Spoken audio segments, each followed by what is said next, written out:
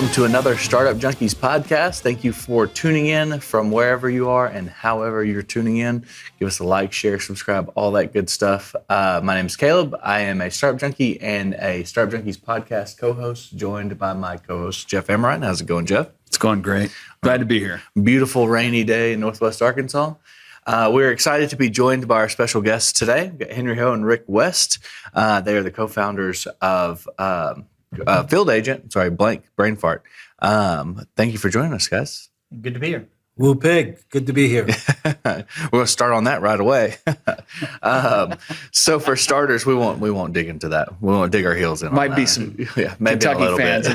in the group, right? It's totally okay. I'm ready. We just got blocked by some Kentucky fans out there in the ether. For starters, tell us, a little bit about y'all's story. Personally, we'll get to the Field Agent story, but let our listeners know who y'all are. Starting from Genesis. Starting from Genesis. I'll describe a little bit how Rick and I know each other. Rick and I knew each other during our Procter & Gamble days in Cincinnati. We used to run together, make small investments together, and we just became good friends through that. And then years later, we worked together in Hong Kong as part of our international days. And then one day, we called Rick. He was living in Thailand. I was already back here in Northwest Arkansas, and say, "Hey, we're thinking about starting a business. You want to join us?" And the rest is history. We started a company called North Star Partnering Group back in 2001, and Rick and his family moved to Northwest Arkansas, matter of days. And we went into business together, and it's 2023, right? Mm-hmm, so 22 years worth of partnership. Nice. I'll pause for a minute and give Rick a chance to speak. And still friends. Yeah. Which is the best accomplishment of all. Yeah. But you can look back in those days, and Henry talked about investing a little bit. Mm-hmm. See, we invested. We had an investment club. Okay, this is read the Wall Street, check out the price of a stock kind of club. Yeah. There was no digital, do a download, see what's going to happen. And we formed an LLC. We had 8 other guys and us. It was called the Gig Investment Club. Anybody want to guess what GIG stands for? It came from the movie Wall Street, the old Wall Street. Gordon Greed Gekko. is good. Greed is There you go. Gordon Gekko said, greed, for lack of better words, money never is sleeps, good. right? That's right. Money never sleeps. There you go. So we started this Love it. investment club back then. So that was, we just dabbled in things. So part of it for Henry and I, we tried different things at work. We tried different things outside of work. International spurred a lot of that. It really allowed us to be more creative probably than most, because Sure. we weren't in a cubicle or a box. It really was like the wild, wild west in many ways in Asia. Henry could tell you stories about Indonesia and what's happening with riots, and it's just crazy what's happening. But that creativity, and I guess we would call it entrepreneurship, that creativity was happening there in multiple things. Then in 2001, we actually took a package with P&G that became our seed money. And I'm going to encourage anyone listening to this is that you're working through things today, and company comes to you and says, "I'll give you a 6-month package, 3-month, whatever it is." You say, "Great, I'm going to tour, take a couple of weeks off, make this happen." Well, Henry, another guy, Bill Weitzman, Yeah. my wife, Kim, we all 4 had packages, and we used that as seed money to start the original company. Okay. So that seed money was so good because it came with no shoestrings. Right. I mean, it wasn't like someone came in with a couple $100,000 and said, "Well, I want this, this, and this." We used our package to go make that happen. And that was really the beginning of the true entrepreneurial journey of ours versus the entrepreneurial stuff we were doing. Right. So Rick mentioned his wife, Kim, who was, at P&G. So to tell our full story, first we told how we got into partnership. Let tell you a little bit about our wives, our families. So I've been married to the same woman, Nancy, my wife Nancy, for 40 years. And we're celebrating 40 this year. We have 4 grown kids, 2 grandchildren, and we our life partners, and they're a pride and joy and big part of that. As entrepreneurs, if you have that stable base of family, Makes a big difference. doesn't it? huge difference. Yeah. Rick. Yeah. So for us, we look at it. I just reposted a interesting. If you look at the Go Wild is a interesting company that's out there. He does a ton of posting on LinkedIn.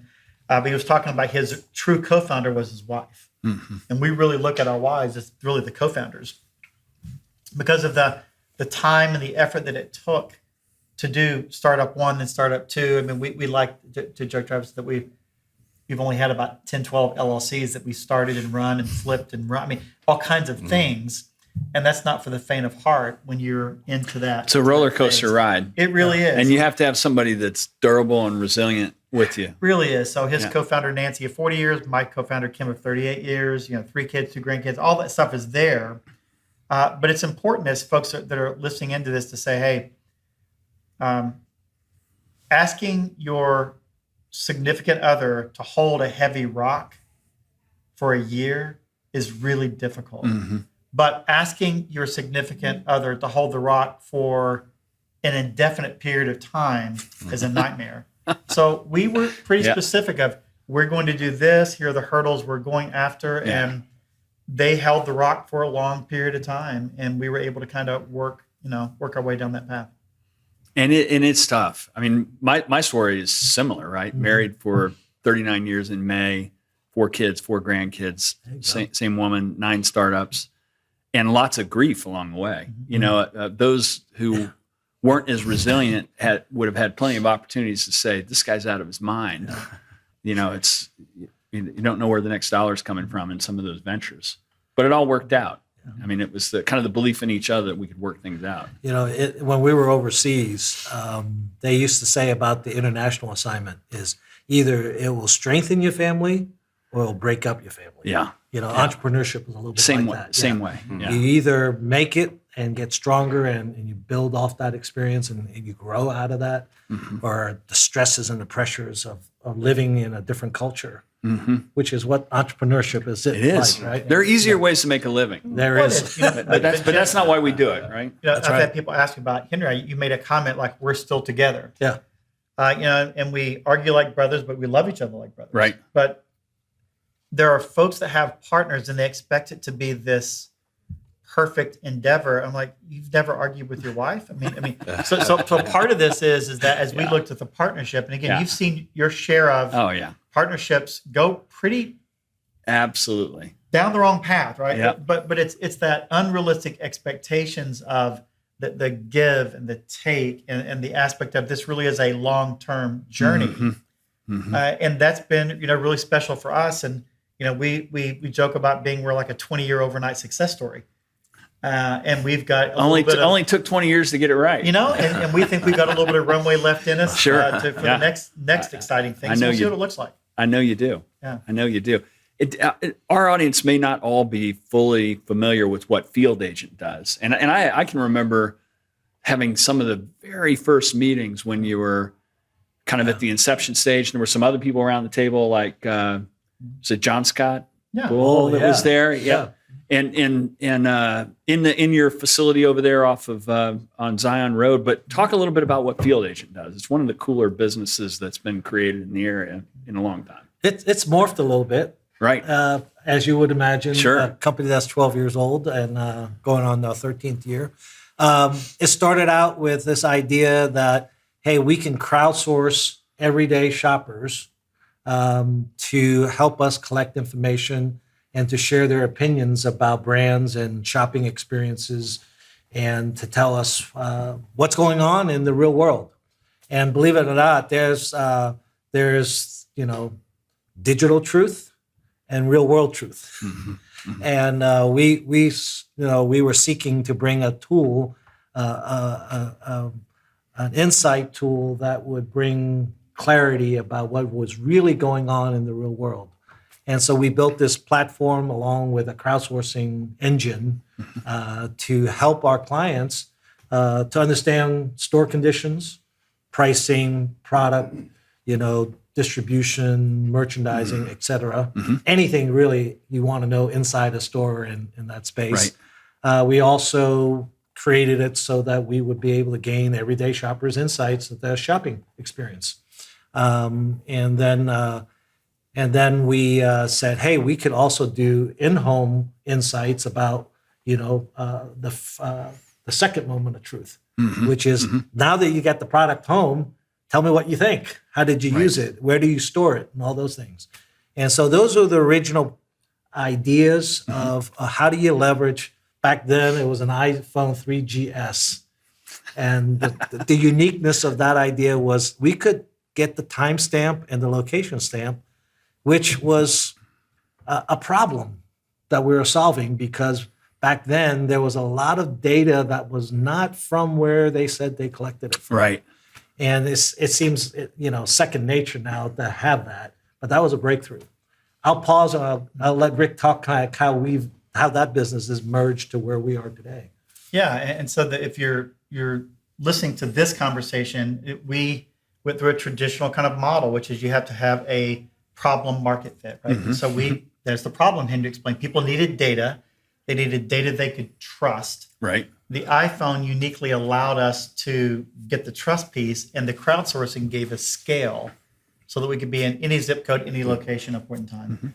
And then you kind of get into that product market fit. Okay, is it the right product to make that happen? We said, yes, that makes sense. And then we started transitioning to, gosh, as we scaled, and you went from 100,000 users to 500,000 users to 1 million users to 2 million. As the users get broader and broader, then the questions were, what else could you do with that user base? So we went from classic quantitative that Henry explained, yes and no, give me a photo, to qualitative, answer a question. And then we started getting into the scale of the marketing side of things that says, well, while they're in the store answering the question, do you think they might buy a product, try a product, get reimbursed for it, and either do a ratings and review, maybe do a blog post, become like a micro influencer, or might they tell us kind of how they use the product? We're like, absolutely. So we jumped into the marketing world. And then we had an acquisition this fall with a company that's called Simply Field out of Paris.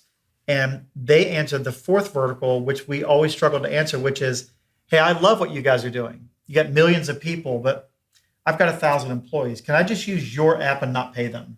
And the app just wasn't designed for that. Right. Well, Simply Field came along and said, we can do that. So we now have a fourth vertical that says, hey, we can crowdsource in near real time any place in the United States and 6 other countries data within minutes. You've got to pay a few bucks here, a few bucks there. Right. If you don't want to do that, we now have an application that's in 65 countries, tens of thousands of users in these countries that can allow you to have your own employee still do time date stamp, still do a template, still engage. You're like, oh my gosh, you guys have it now. If I need data, I can use your crowd, my employees, and I can bring all this in. And that's really the latest pivot, if you will, that we've made with our company through that acquisition. Gotcha. Very cool. Congratulations on that. I know that can always be challenging to add in new pieces of the puzzle. And you're a venture scale company. You've raised outside venture capital. Talk a little bit about that journey. That's also not for the faint of heart, and not every good business has to do it. But if you want to be a great business that scales, that's sometimes a component. Talk about that a little bit. A couple of things. I'll give you a couple of things I learned along the way. We started out early on. It's been 2013 was our first raise, and 2015, and then most recent last year. But I remember Henry and I were in this board meeting, and you're pitching, right? It was Sovereign's Capital. You know Henry Kestner? Have you ever met Henry? I know the name, but I don't know. Sovereign's Capital. We were making the pitch and why they should invest in us. And this guy leaned back and he said, Rick, he said, I got one major problem here. And I'm like, okay, throw it my way. He said, I don't think you can do this. And I'm like, in front of my business partner, he said, here's what's going to happen. He said, you came from Procter. You've had basically 15 years of bootstrapping. Yeah. He said, we're going to give you $2, $3, $4, $5 million. I think you're going to save it. I don't think you can understand what it means to go spend at scale in front of revenue. And he was right. We would have totally saved it. So that was the first lesson. It was just really interesting that when they said, what are you going to do with it? We really weren't thinking big enough. We were like, well, we do this. And he's like, why would I give you that money? I may as well put it in the savings account Right. to get that kind Right. of return. Second lesson we learned, and it was, early on, that you only ask for money when you don't need it. If you ask for money when you need it, negotiations are over because I have you. That's I have right. you. That's right. And when you are asking for money when you don't need it, it's okay to walk away, because if that car dealer chases you out into the parking lot, you don't need the car. Yeah. You can walk It's away. so true. But if you don't have a car and you got to travel tomorrow, you're going to stay in there. And he's like, man, I got you. So those, as people, I was talking to a guy yesterday, it was going through a process. I said, number one, do you need it? Well, I said, get in there and get this done before you really feel the pressure. Yeah. And then, are you really prepared for it? So those are two life lessons really we good. learned as we were going. It's really good. It's raise when you can raise, when the terms are favorable, and when you're not at a point of desperation. Have When to- you're looking at that burn rate and you've got 2 or 3 months left, and you know you're it's in going to trouble. take 3 to 6 months to raise, Yeah. good luck. You're not going to Yeah. get the optimal deal. That's for sure. And you may get a partner you don't want to live with. Yeah. as Speaking well. of partners that we want to live with, the 5M's Capital Yeah. guys in Kansas City, they've been great partners. Yeah. Yeah. We know them reasonably well. It's a good Wonderful crew. partners, and they get us, we get them. They have brought value and added resources, and they've been investors with us. They we were in their fund 2 when we started, and with this most recent acquisition, we're now progressed into Into fund 3? Fund 4. Fund 4. Yeah. Wow. The big one. And they've grown their fund tremendously, They have. and their capacity and capabilities are much greater today than. But yeah, we're friends. We really count them as friends. Kansas basketball, Kentucky basketball, Arkansas basketball. It's So all we have some fun conversations during pre and post board meetings. Makes bracketology a lot of Yeah. fun too, Yeah. right? That's coming up. Yeah. It is. But I tell you that it's interesting when you start. You're an entrepreneur and you're going down the path, and you might have a friend that's a partner, and you can talk through things, but you don't really understand the cap table till you get into it and understand how important it is. Yeah. And you think, what's 1% equity? What I'll give another 2 here.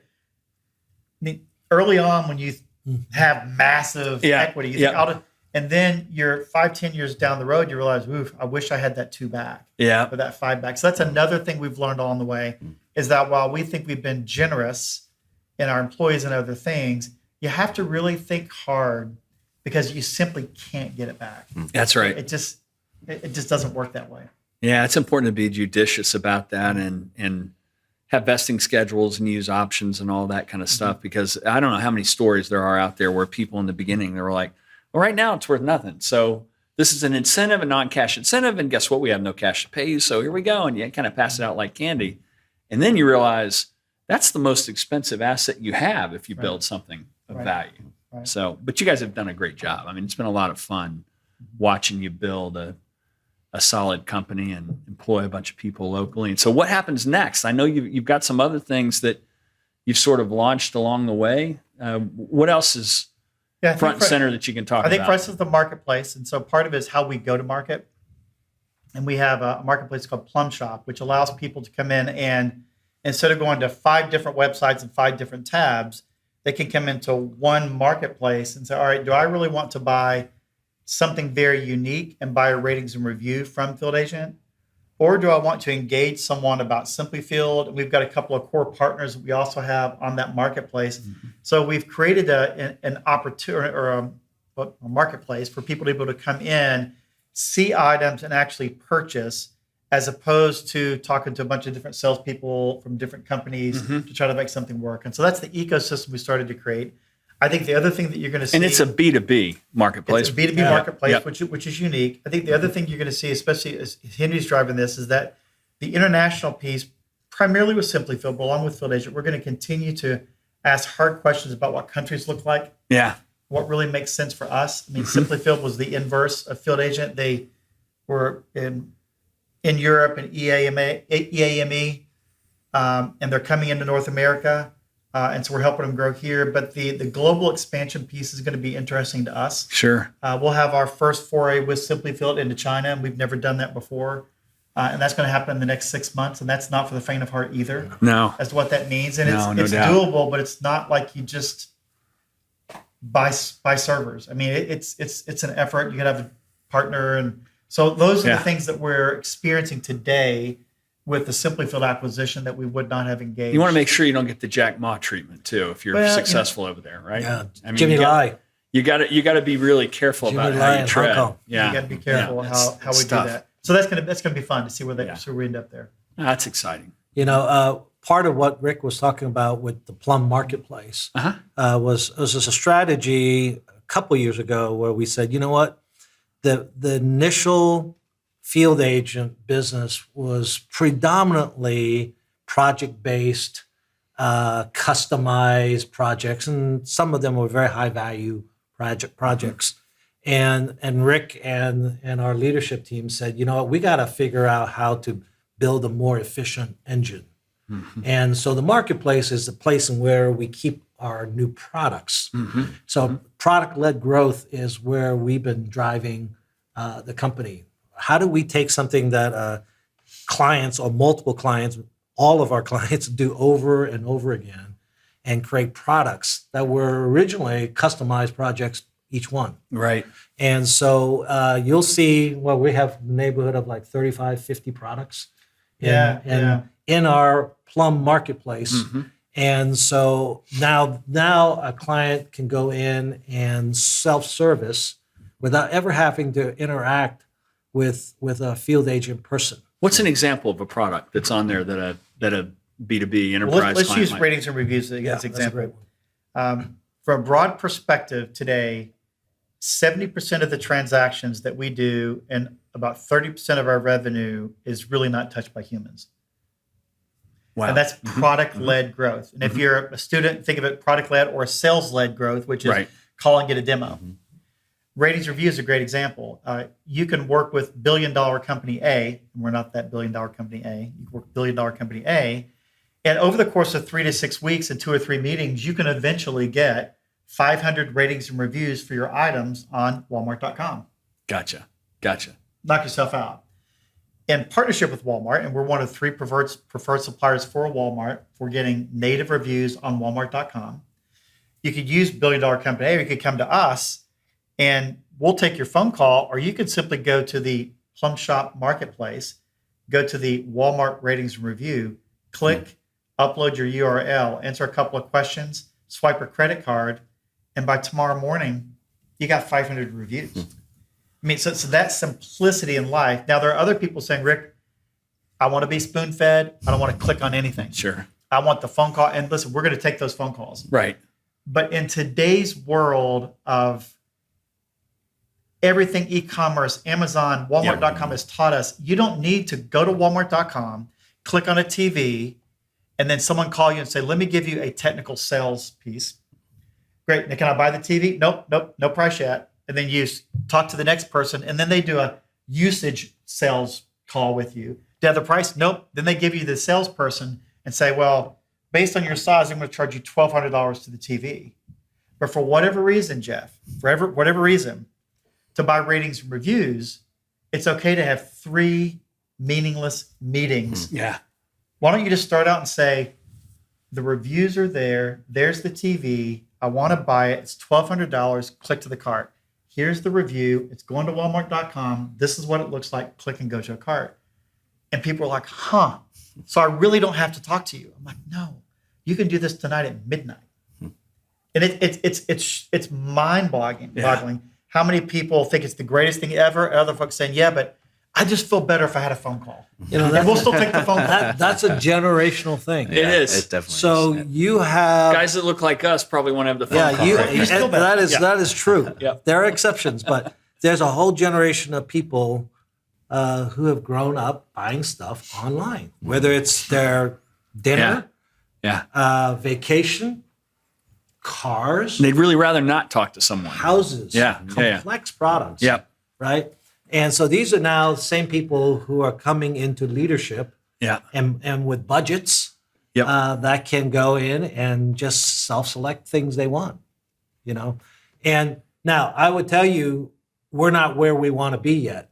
We're 6 months, 7 months into the Plum Marketplace, and so it's going to take us a little while to convert.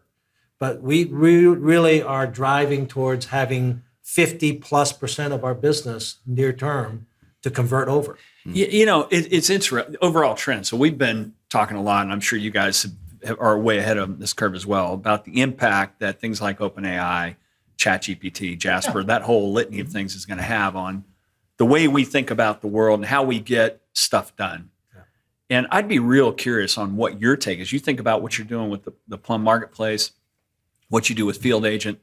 Now you've got essentially much better search in many ways as a way to look at it. How's that going to impact how you all interact with your customer? We're kind of somewhat along that journey. We have a partner. We actually created a joint venture with a partner in Canada, a company called Shelfgram. Bram, here's your moment, right? And we have started collecting information in the grocery stores and the mass channel and the club channel and all of that. We are the collections partner. He is the AI engine. Mm-hmm. And now people can go in under a subscription. Sometimes maybe you can even, we're thinking about opening it up. Sure. And kind of see what's going on in retail. Yep. And search and filter and figure out what's going on. So we're kind of on that journey of how do we provide that to the marketplace. And in Canada, they're a few years ahead of us. Yeah. That ball is rolling. Yeah, and you kind of only, I mean, your imagination would kind of lead you to think, so I'm a merchant and I'm trying to think about positioning and shelf and packaging and labeling. And you could just imagine, what should the packaging be in order for this to be successful, and what's the basis? And bam, you kind of put that in and it comes back with something that's aggregated all this expertise and benchmarking to something that's pretty cogent that would have taken you a long time to maybe figure out on your own. Yeah. And maybe you can even be location and store specific on some of that as well. Yeah. I think, a lot of people are concerned. In fact, I saw this posting that there was this whole litany of jobs that are going to go away because of AI. I don't necessarily believe that. I think those jobs are going to become more meaningful because you're not going to have to waste time on the tedious stuff. And you can be acting on things more quickly. What do you guys think about that? Yeah, sure. So I'm an analogy guy, so I'm going to give you the analogy. Okay. You guys you read books? You a book reader? You read a lot, a little bit? I pretend to.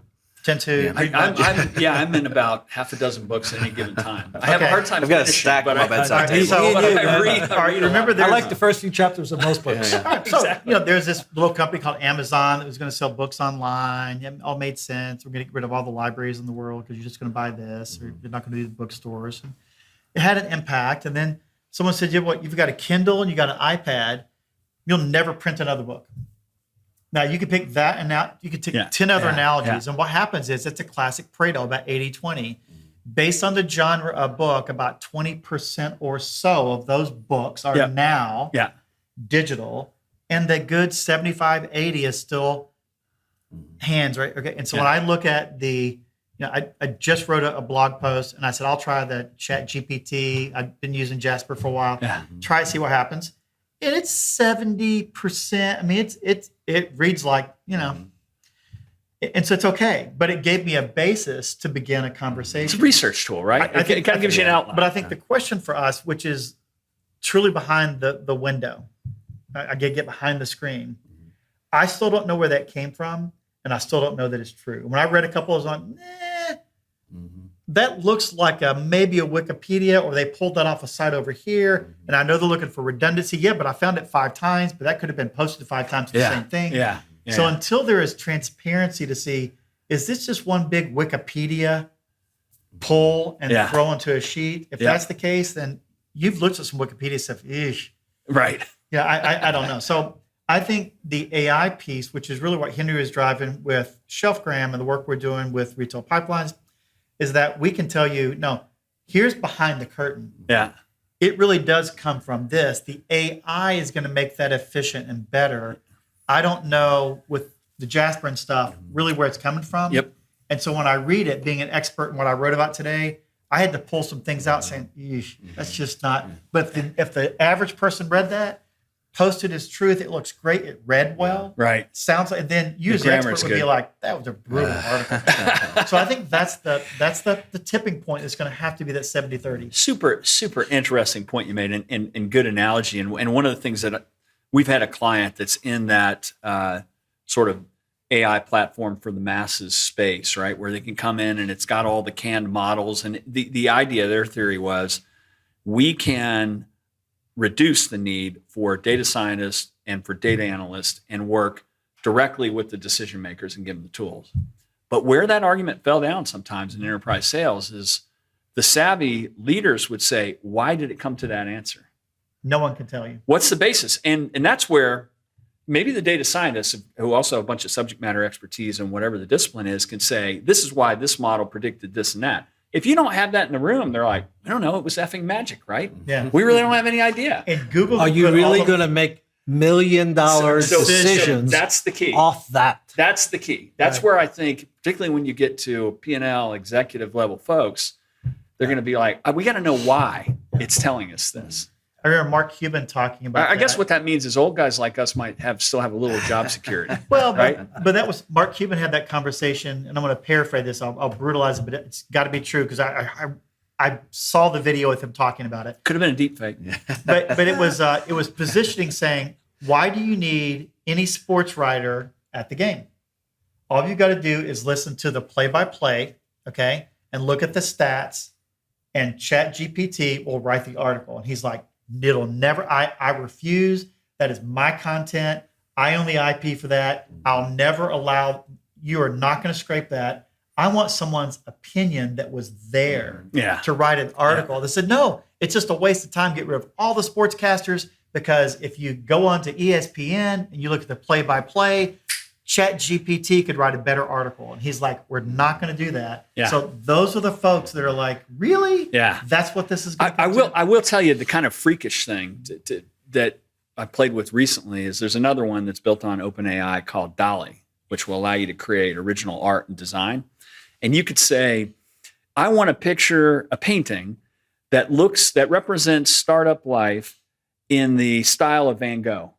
And sure as hell, it will come out with 5 images where you're like, oh my God, I want to print those out. I don't want to show it to anybody, but I want to print those out and hang them on my wall. So there may be some things in design. You know the liability on that one, though? Oh, Here's the liability. Because yeah, art, it's like you go to a wedding, the photographer takes your pictures. Yeah. That's their IP. Yeah. Okay, so what happened in that particular example, because I saw a guy talking to me, he said, it is a class action lawsuit, and I'm ready because you can't take a part of my art and use it over here without giving my permission and referencing it's my art. Yeah. So if you took it from 1,000, he said, I expect to see 1,000 data points of where that came from. They said, well, we're not going to do that. He said, well, then that's not only unethical, it's illegal because I own the art. So images lots of questions. So different than content. Right. Because if I say something in speech, I don't really have a copyright. But try to go get a photo from someone that you didn't get. They're like, no. Right. My photo, you got to pay me for it. And they'll come after you for one photo. Yeah. It's interesting. So those are the interesting dilemmas. It'll solve itself, but those are the things you have to think through. Technology's way out here. The legal are catching up. ethical processes haven't caught up. And then you've got the blockchain and the NFT guys that are kind of chasing along there, are going to try to do something with some of that as well. But the world is changing. It is. Technology is changing our world. Field agents, just like any other company, needs to continue to understand what's changing, why it's going to affect our business, and make adjustments, right? And so AI is definitely, it's an area where I've invested 5 years just trying to understand. We went a lot of different research and experiments and various partnership conversations, and we feel good where we are. Sure, but we know we got quite a bit of journey to go to find the kind of solutions that's going to address real world problems. In that mix, so you talked about the self-service and the marketplace, and it's kind of an interesting conversation to have with companies that had a professional service component and a platform component, a technology component. As you think about that. Some professional services companies are way over here, and it's mostly professional services, maybe with little enabling technology. Some platform companies are way over here, and there's not that much professional services. Where do you think you're ultimately going to settle in that continuum between higher touch, professional services, and platform and tools. How does that sort out for you? Market value, platform, baby. Right. Yeah. Right. There is really only one long-term path, and long-term being 18-month path, the long-term path, which is scalable, repeatable, is really, really important. Yeah. For what we're doing. That being said, we think we have the secret sauce to have a services mentality, a sales-led growth mentality, and taking the best of that and then productizing it to make it scalable and repeatable. I gotcha. Our team hears that. Is that I have 5 custom things happening and they've repeated it 3 times. Slow down. How do we now productize that? So now, Jeff, when you come back in, you're like, hey, I'd love to talk to Rick, but what do I have to do? You just have to click, change the date, repeat. Yeah. So services is important because we learn so much. I mean, part of that customization, we just have to be choiceful, hence that 70-30, 60-40 conversation. It makes sense. So if you look at some of the work that's been done in the industry about SaaS, it's SaaS, right? It's got to happen. It's all ARR, annual recurring revenue. There's more than a few thinkers out there today that says SaaS or ARR plus usage is the solution for tomorrow. And he used the simple one, which is any type of game on your phone or Xbox, whatever you're using, it's all the in-app purchases. He said those guys will have much better valuation than I'm logging in for $5 a month. Right. And then Netflix is like, well, it's just $5 a month or $8, whatever it is, or pick a thing per month. And then Disney says, yeah, but you can rent new things and you can stream it. I mean, not all this in-app things you're doing. So, so everyone should be asking the question, if you're a classic ARR, is there an opportunity for usage? Because Peloton hit a wall. Yeah. There's no in-app anything.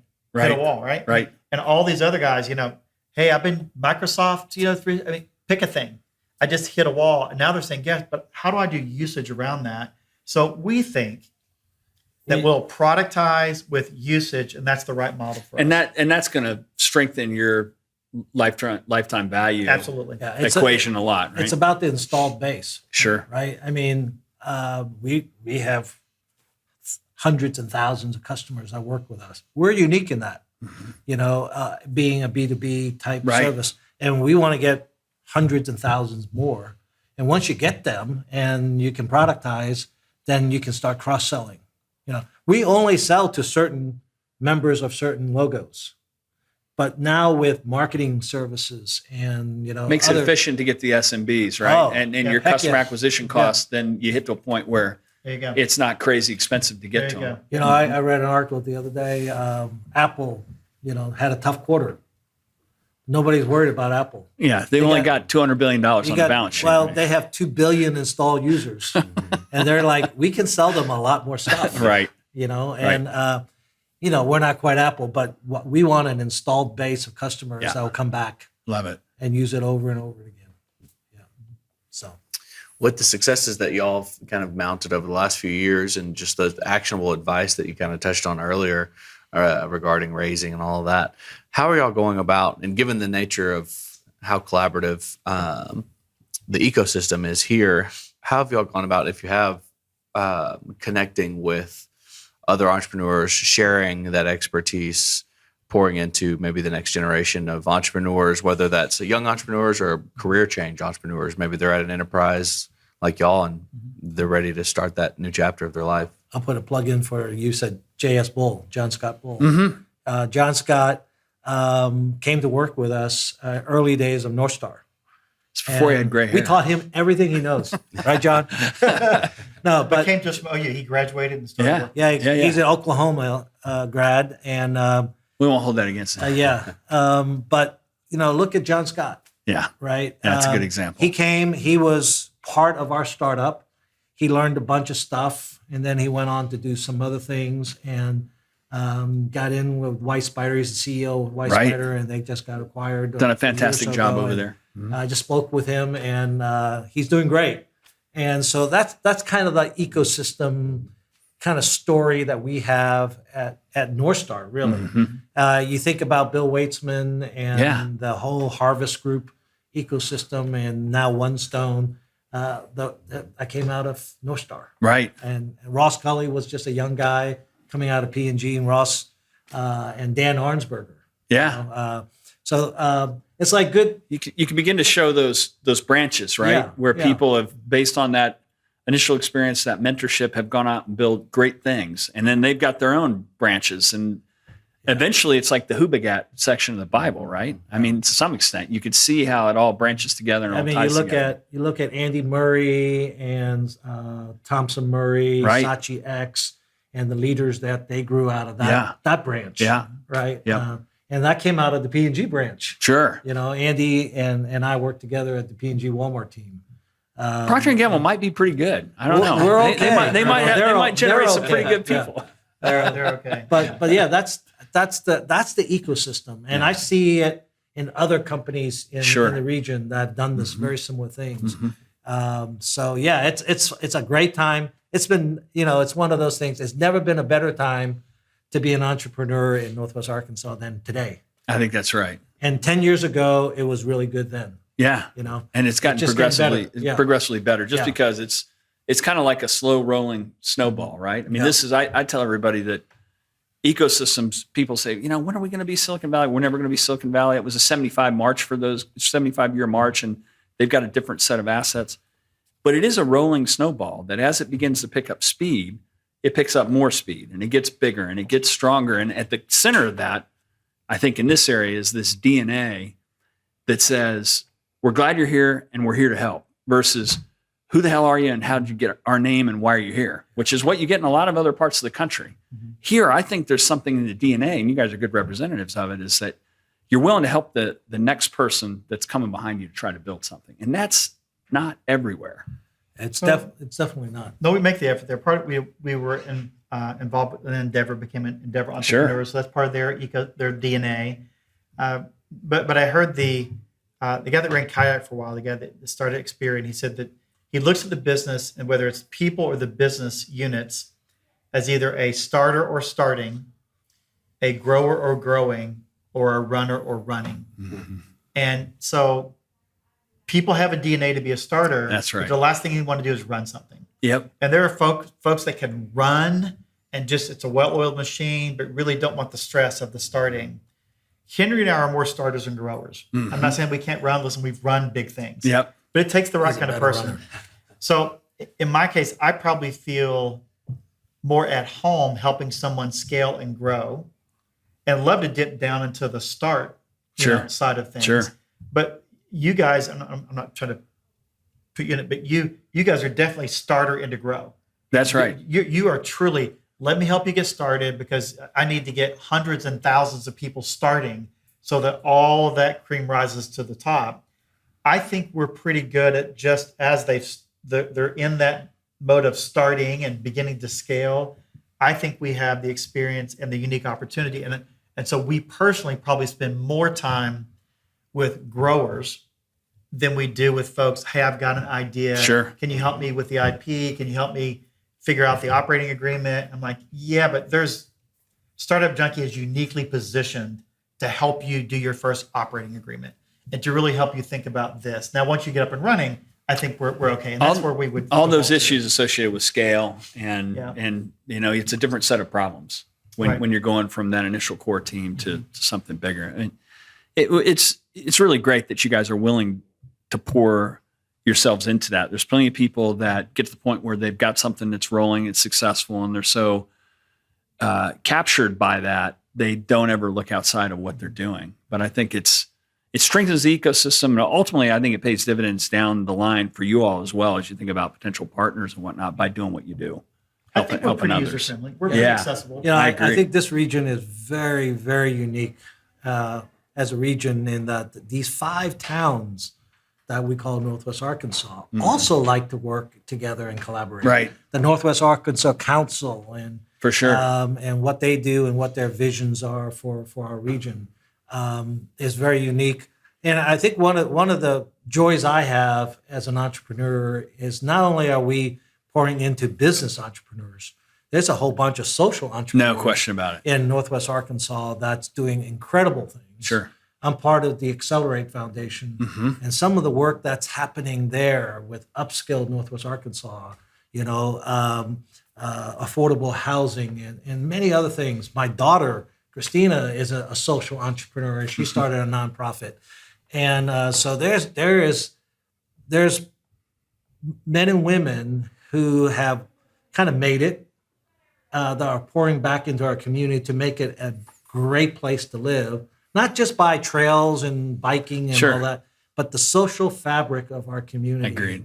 Are being invested by this great business community. It's a virtuous cycle. It's a lot of fun to have lived here for 30 something plus years and to see that grow as well. We're a great community, and we got a lot of problems that we still need to solve. Sure. But things are moving along, and there are men and women who are investing in that.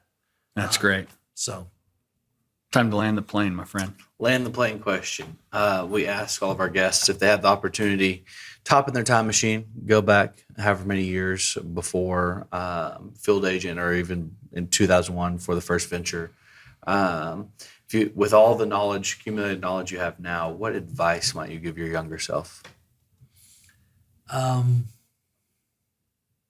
Start sooner.